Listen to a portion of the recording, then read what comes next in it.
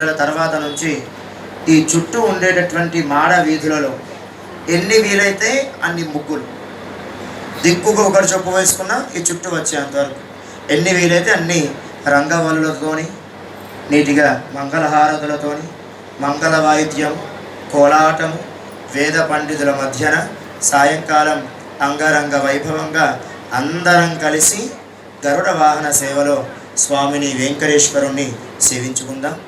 అది 7 గంటలకు మనం బయలుదేరిన 8:30 మనం పూర్తి చేసుకొని రావచ్చు. వచ్చిన వెంటనే ఇదే వేదిక పైన మళ్ళొకసారి సాయంకాలం కూడా స్వామికి హారతి, మళ్ళొకసారి తీర్థ ప్రసాద వితరణ ఇత్యాది కార్యక్రమాలు సాయంకాలం కొనసాగుతాయి. ఆరంభమయ్యింది అనుకునే లోపు 3వ నాటి మధ్యాహ్నపు కార్యక్రమం వరకు మనం చేరుకున్నాం. అప్పుడే ఇంకా 2.5 రోజుల కార్యక్రమాలు ఉన్నాయి. రేపు ఉదయం సుదర్శన హోమం ఉంటుంది. రేపు సాయంకాలం సదస్యము అని అంటారు. అంటే నూతనంగా పెళ్ళి అయినటువంటి వధూవరులు ఇరువురికి కూడా వేదమంత్ర ఆశీర్వచనం జరుగుతుంది. ఇప్పుడు వధూవరులు ఇరువురికి జరుగుతుందంటే మనం అందరం ఆయన బంధువులం అయిపోయామో లేదా? అప్పుడు వేద ఆశీర్వచనం ఎవరు జరుగుతున్నట్టు? మనందరికీ జరుగుతున్నట్టు. అది రేపు సాయంకాలం సదస్యము అని అంటారు.